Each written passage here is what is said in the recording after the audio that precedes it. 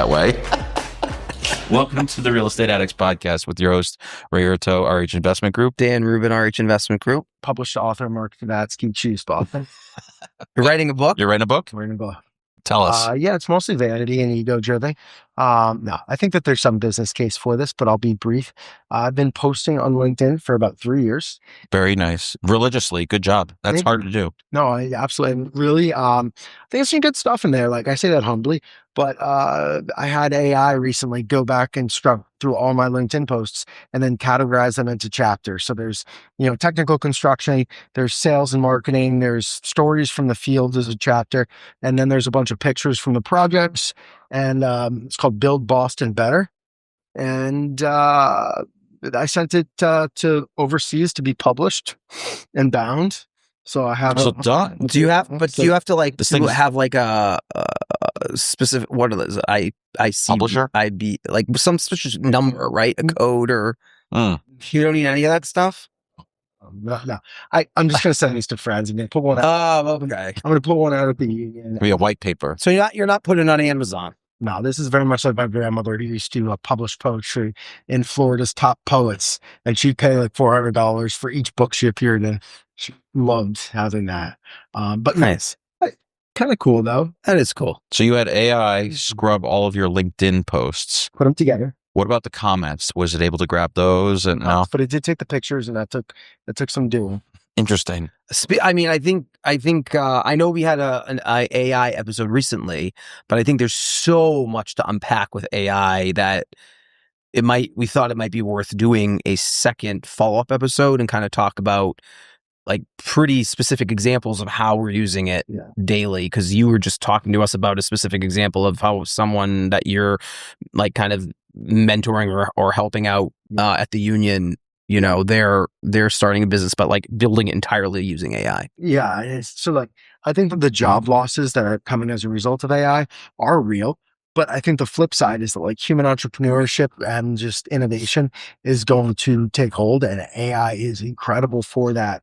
So we recently, a good friend of mine, Andrew Costa, kid's like 25, hard worker, super honest. He's always taking just like really good care of me as far as trash clean outs and just showing up to be extra pair of hands, as you know how that goes, a delivery. Oh, yeah.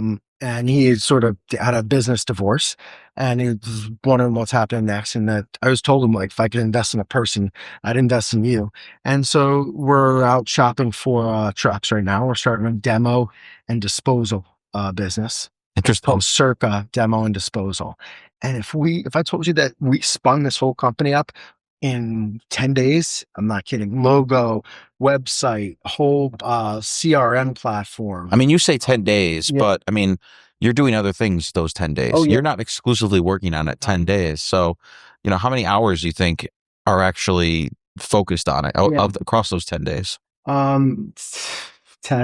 10 hours? Yeah. So an hour a day? Yeah. Yeah. Right. And spin up a business. Is it registered like an LLC and all that stuff? Operating agreement, all that good stuff. We did was, all those things are done. But like, I'll tell it to research the foremost thinkers in terms of logo graphic design, and it'll come back with like, this guy did Nike, this guy did this, and then I grab that list of people and I'm like, research all the writings from Dan Rubin and Ray Hurto and think just like them and come up with 10 logos that will speak to this.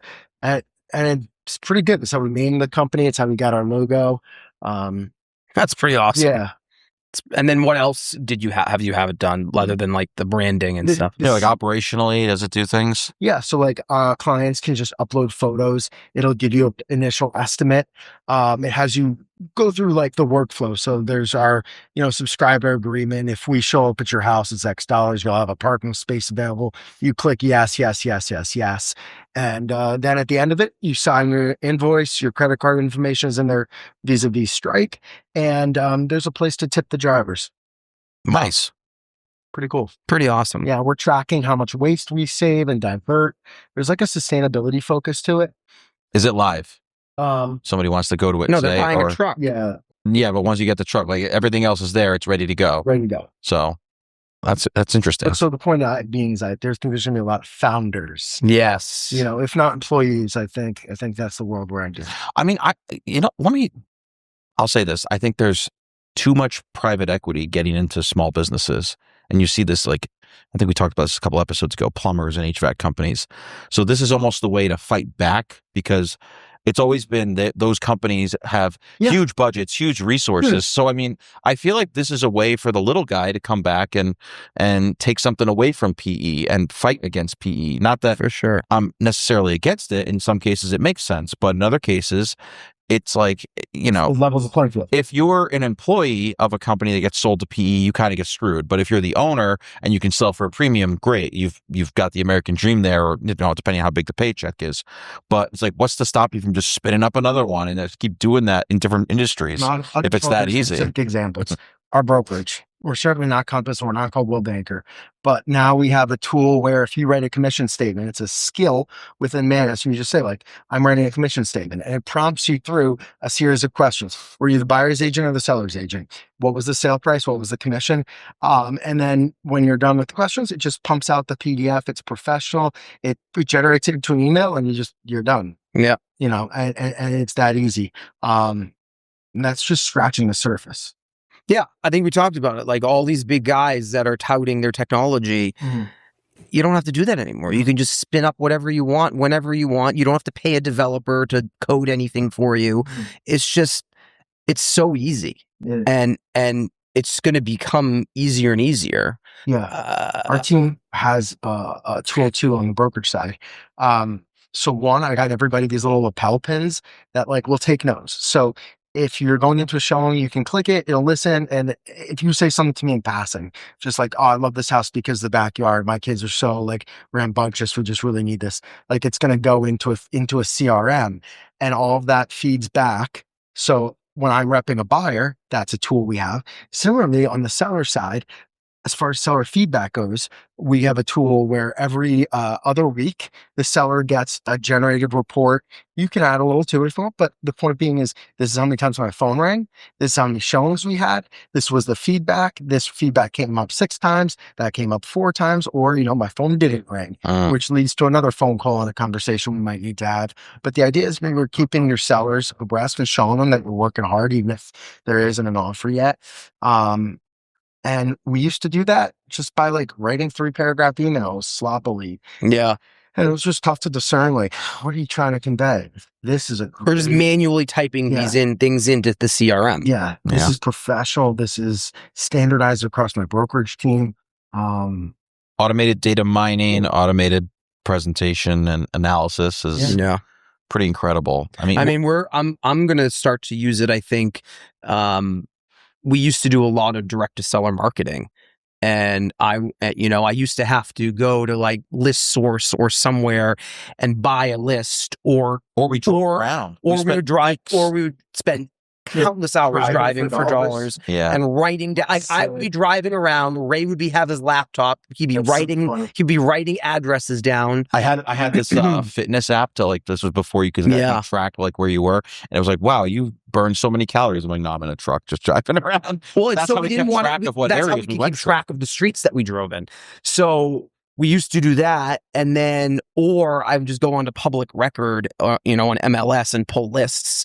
But now, I was asking Claude the other day, I was like, hey, can you go out and scrub publicly available information from the Registry of Deeds or any sort of public information from social media and contact information and all this stuff? And I said, yes, any public data list set that's available, I can scrub. So now I can be very specific. I can go out and say, hey, Claude, I want to pull a list of multifamily properties with units between 6 and 25 units purchased in the last, 10 to, actually, sorry, not sold in the last 10 years. I want to make sure that there's either no mortgage or a certain number of percent equity in the deal. And I can just have it go out and scrub the data and pull me a list. And I said, find all of the information you can on the owner. And it will go out and do it. And then I can either call the person, email the person, write the person, or all the above. I can use AI to just do all of that for me. I'll give you one counterpoint. I got this email recently from a local realtor, and it just like gave me the ick. It was so clearly generated by AI, and like it was addressed to 57 Emerson Street LLC. Ooh, And no then it personal, was like no personality. it just didn't know that it wasn't Mark. It was Yeah. personal. Regardless, like nothing is worse than bad AI. You Mhm. got to scrub your lists and you got to tweak things. And you got to check before it goes out. So like, hey, show me what you're going to write to them, because I kind of want to make. I don't want to make it sound like it's robotic almost, or it's got like that thick hyphen. Well, that's where you what can tell. I've been on emails where it's like two robots talking to each other. There's some changes, and clearly, like the contractor pumped this through ChatGPT, and whoever's responding, just did the same. And it's like, Well, we've had tenants yeah, using AI to generate responses for certain things that, like, if you're trying to keep a certain amount of their security deposit. Well, not keep it, just reimburse for the damages they caused. Yes. Then they're trying to argue with me like they're an attorney. But clearly, they're using AI because they're citing specific, like, Massachusetts statutes. Yeah. And it's like, okay, you're not an attorney. And then I use my non-attorney skills to reply. Yeah, exactly. But I mean, I don't know. You can also tell when there's like those like little emojis at every bullet point. But yeah, I think so. I guess your buddy started a company in 10 days, yeah, or as close to it, minus the actual physical hardware. Dan's going to spin up some kind of direct to seller marketing variation. Like, I'm going to give you a couple other. Yeah, what are some other things? This is actually one that I like to use because it's just, I think, very relatable no matter who's listening. But I needed sunglasses, and I upload a selfie and I say, study my facial profile, find a pair that shape matches the geometry. Oh my God. Secondly, do a color study on my my skin tone, and pick color of glasses that are in my color study that complement that. And then I say they must be polarized. They have to be $150 or less.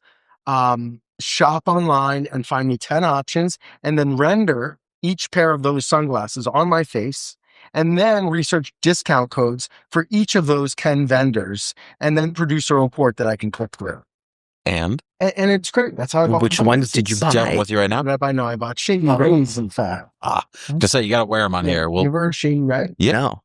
Have you? It's like Ray-Bans. I don't know. I'm No, just Shady Ray. Actually, You know what's funny?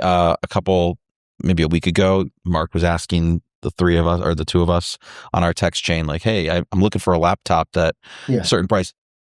I went to AI and I put your criteria in there, but then I spot checked it. I'm like, no, you know what? Because I'm techie, right? Yeah. And I'll know what makes sense. But then I also thought to myself, I got you like a modular recommendation, like plug and play, because I figured you'd appreciate that. And then I just got you like the raw power, best bang for your buck one. And I don't know if you made the purchase, but I used that because I would have gone with the company that I recommended to you when you were getting one. Yeah. But then when I put it in there, AI was like, no, don't go with them. I was like, all right, no, I won't go with them. But I think that's a great example where like my friends ask me all the time for construction advice, like how to fix this. And not infrequently, I just pump that question through AI. And then I kind of do the same thing where like I prioritize it, give some sort of extra guidance and spit it back. But I don't think that like me reading that response about the laptops, you guys studied computer science. I'm a love. Well, I was in business. You keep, I mean, you throw us in the comp sci bucket all the time. Dan was computer engineering. Yeah. But we were in technology. Yeah, I know. A little bit. So, but yes, but like, I agree. I think you can use, the point is you should use AI. If you're already knowledgeable about a subject, you can use AI to basically craft the initial message, and then using your knowledge about that specific subject, you can just massage it and tweak it to however you think. But and make sure and validate that it's not spitting out garbage, right? Because I think a lot of times people will ask AI something, but they don't know anything about it either, and so it could be spitting out garbage in, garbage out, right? Like it could be spitting out garbage you don't even know, and then you take it as gospel. The main thing with AI is like you have to do some follow up. You have to refine and do some follow up, because if you just give it that initial prompt or only a couple times you go through and refine it, you may not get the end product you're looking for. Yeah. I have an office at the union, and I've been working with Manus on interior design for that 8x8 office. And if I just took a picture of it and said, provide desk furniture, area rug, and 2 guest chairs, God knows what we'd come back with. But because I understand some elements of design, I can say things like, I want a neutral palette. I want to use a mid-century modern style. Yeah. Make sure that whatever light fixtures, fit the same industrial vibe.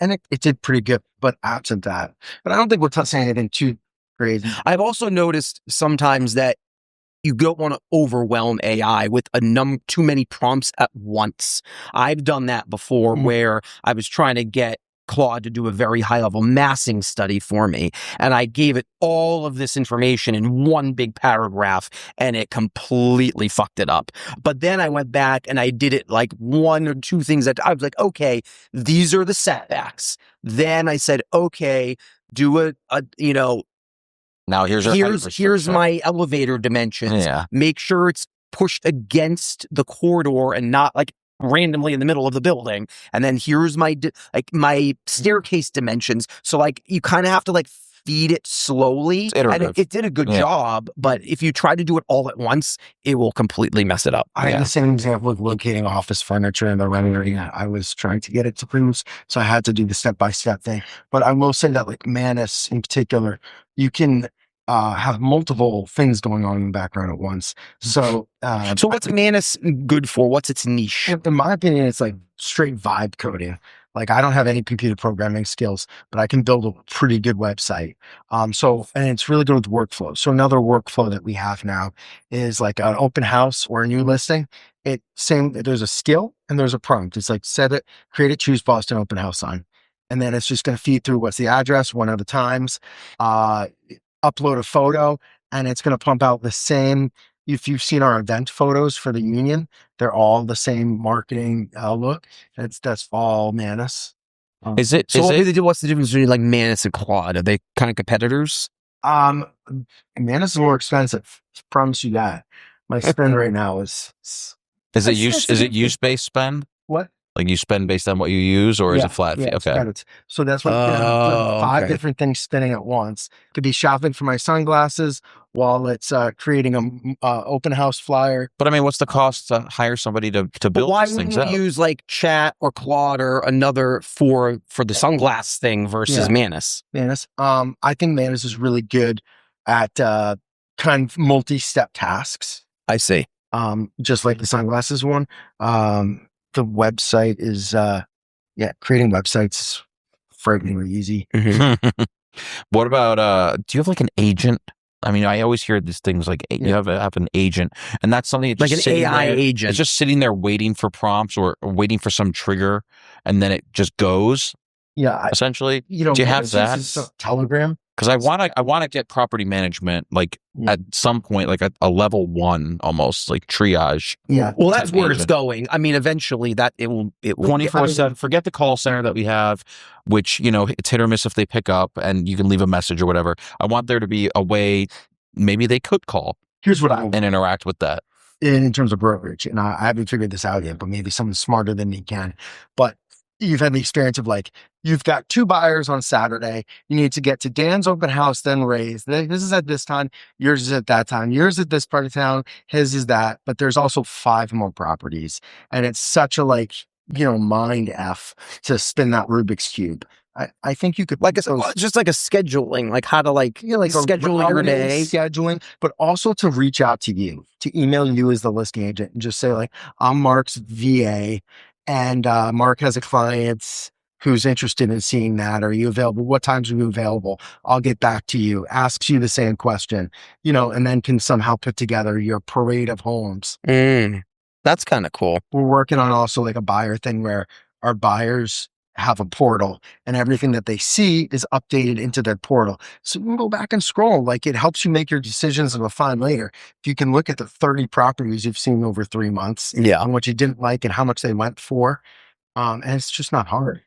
No, it's not hard at all. But I agree. I mean, I think that level 1 property management triage support. Yeah. That's there. You can copy, like Manus has his own email that's associated with your account. and I can copy that. It adds to my calendar. It like watches for things that I need to be doing. I just freak out that it's going to go rogue, or it's going to end up sending something that I wouldn't want to send, or it's going to, barf a bunch of stuff out that's too verbose or something, Say the same thing about the person that you hire now. Right. But yeah, fair. Like, I find calendar management to be like a real pain point for myself. Like do you know this? Hey, Dan and I'm on the same page as you, Mark. Like, Dan gets frustrated with my calendar skills. I need an admin. No, you just need AI to say every night at 5 o'clock. Yeah. Tell me what send me a text and remind message me when I wake up. Send me a text. Yeah. And tell me, send me a text message at the same time every day, telling me what I'm doing tomorrow. Yeah. Or based on the traffic, just tell me when I need to get the hell in my car and start driving. Yeah. You could do that now. That's easy, Ray. Well, I guess I'm behind the times, guys. You are behind the times. I held off for so long. I just didn't think it was that mature yet. I can screenshot an email right now, sending 3 of us our email talking about when we're going to podcast. I can just like grab that, put it in there, say create calendar invite, and I'll invite both of you. It'll put an appropriate subject. If it does talk to me around something like where do you meet, it'll ask and then send it. So I like that. My photos, my phone are now just like all screenshots and like. Well, yeah. I think you guys will have to tell me off screen here what to do, how to organize my life. I'm a mess. I don't know. Yeah. I don't know.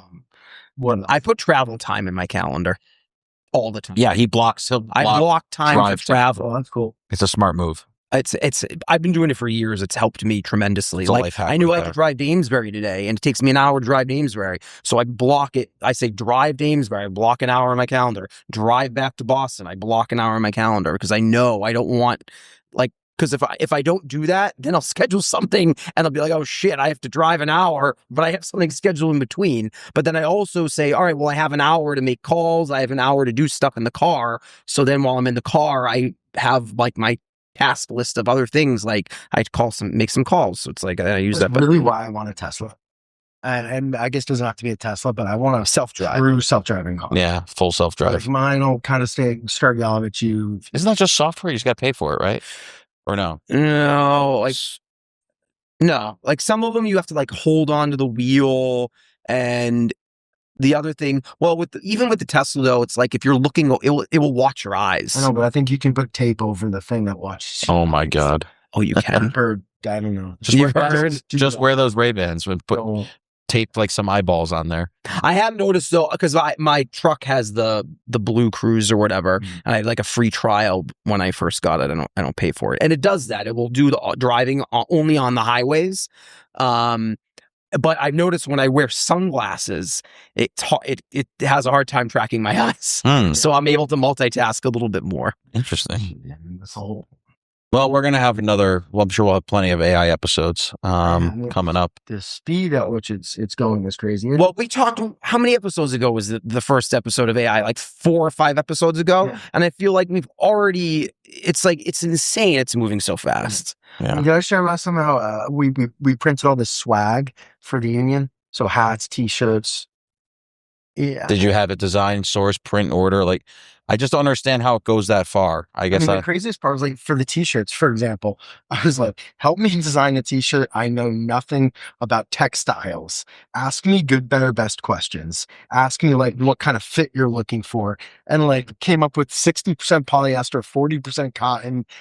We said that we're going to use screen printing instead of I forgot what the other options were, but basically it came up with like a pretty precise specification. It was 2 pages long, and on the quality of the shirt, the printing strategy or approach, it helped me make the logo, and then mock it up, and then I put it on Alibaba in the RFP section, and I got 22 quotes on my t-shirts overnight. I woke up and I had 22 factories that bid apples to apples on making my t-shirts. Okay, now I didn't know there was an RFP section. Oh yeah. How many of them were legit? I actually think, like I started Christian from Recon Tape Measures. You guys seen those? Yeah. Yeah. He's like an expert in all that stuff, having been in manufacturing for so long. But he says the thing you got to watch out for is some of those places don't actually produce t-shirts. They just know somebody who does. Others actually it's like a make buddy. It's sort of like drop Yeah. shipping almost. Yeah. So you'll find out who the real players are over time. Regardless, I know that I bought them all. They came, they're high quality. That's great. Packaging is fine. I have a coffee mug. I use it all the time. I got a wall of bottles. I got hats. You're going to reach I think you've reached that point where you're not going to know what to do without AI. You're very dependent on it now. Very much so. It sounds like it's baked into. Do you have a good relationship with AI? I always said, listen, thank you. Yeah. Do you? You're very polite to AI. Does your AI have a name? No. No. Have you ever asked? You should ask. But like the question of like, this is the thought experiment. If you ask our parents, like when they were in their 30s or whatever, like if your kid tells you that they're gay, how do you feel? And now it's like, love is, I don't care. Like, whatever, just wash your hands, What? It's more like, yeah, forget that. Oh my God. Point. Strike that. Yeah, sorry. Where I was going with this is now the question for you guys is, what if your child falls in love with an AI? Well, that's happening. It totally is. So, You know that, right? will you be accepting of that relationship? Come on. You already know my answer. I don't know. I'll cross that bridge when I get to it. Here's what I'd say. If I get too old and then we get to that point where I can offload my consciousness into it, I'm allowed to have a relationship with an AI. When I'm like my physical body's dead, that's fine. Yeah, that's wild. That's like, what's that movie called? Where they just copy your brain onto like a computer. I mean, isn't that part of the Matrix? Sort of. I mean, you still have a physical body. You just don't use it. Right. No, I'm talking about like when, like if you're gonna like, so you don't like when you're dying. Yeah. Like I don't know what the movie is. You like basically copy your consciousness and brain. Yeah. To either a machine or another body that they just like basically replicate or like print out. It's crazy. It'd be kind of cool, but maybe not. I don't know. A lot of power demands. Hey, anything else on AI before we wrap this up? We've gone like so far in circles. One thing that I heard it recently about AI that was interesting, that eventually it will be billed like a utility. So you get a water bill and an electric bill. Your use of AI should be billed appropriately. And the other concern they expressed is that it's currently lots of VC money behind it. And so the rate that like I'm using all this AI and I think it's expensive, I'm probably being subsidized in a meaningful way to the consumption.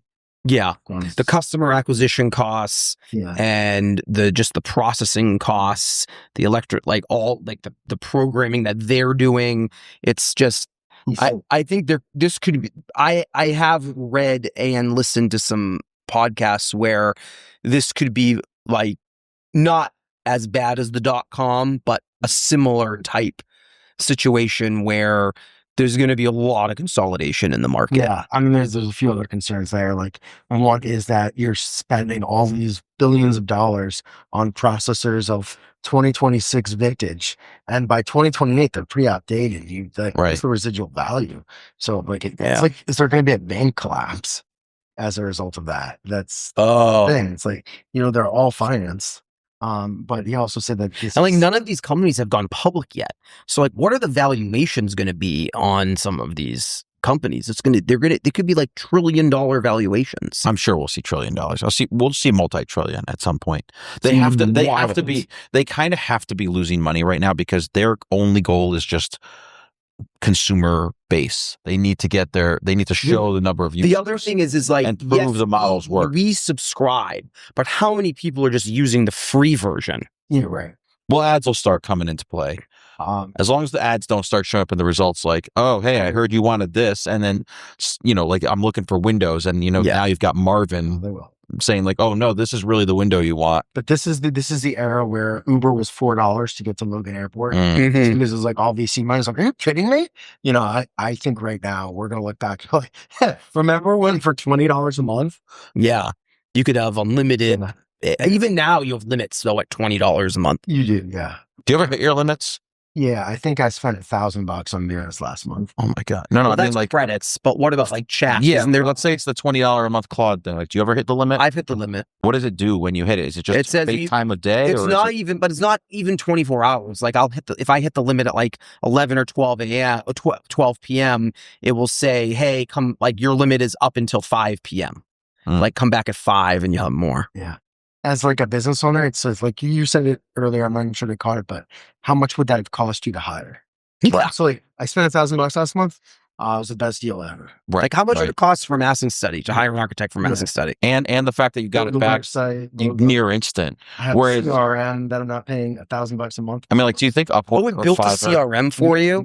We scraped a publicly available CRM, an open source CRM, and then we went to like Monday.com and we like took all the features and functionalities and cross-referenced it against this. Shout out to Sham Shukla, Scale with Sham is a business consultant, and I've been working with Sham on a lot of this stuff at the union. Nice. Is the CRM for your brokerage? Yeah, it's for the brokerage. Yeah. But we're also using it, so I was gonna say for the union. So Yeah. Nice. That's crazy. Did you ever think you'd make your own CRM? no. So there you go. Software is. What Do you feel more competitive You don't because need of it? like right. It's like all of these other subscription-based models. You don't need them anymore. You're just building your own in-house and you can customize it to exactly how you want it. Like I always think about how many times we tried CRMs. tried CRMs and we were like, oh, Yeah. like this one's great, but it doesn't have like 4 or 5 features I wish it had. Or And some like, kind of integration it was like or a integration field. sucked Or, and like, so it's like you just go out and you create your own exactly how you want it to integrate with exactly what you want it to integrate with. yeah. We built a lease onboarding software, and it's basically like, if you want to buy a $2 million brownstone, like come meet me for coffee, I'll put 2 hours on my calendar. But like if you want to rent a place you may or may not actually pay me for, like here's a link, click it, update all your need, wants, wish lists, your budget.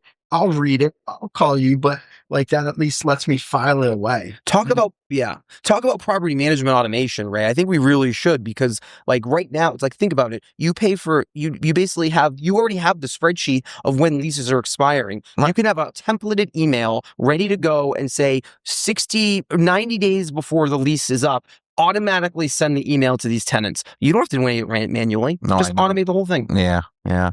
Well, I go back to will people appreciate the human touch? Because they will people know will get it's not tired. coming from a human. Will they? Because I'm a pretty unique guy in the way I talk and communicate. And I pride myself on kind of like knowing who's who. And, we were talking earlier. I'm like, oh yeah, this person's renewing. Yep. She's very nice. You can't do that at scale, man. Sure you can. No. Offload my consciousness. Yeah. Let me know when that's available. On that note, we don't need more than one Ray. Yeah. Well said. All right, but thank you. I hope you enjoyed the episode. Appreciate you guys listening. Reviewing, rating, subscribing, watching. Later. See ya.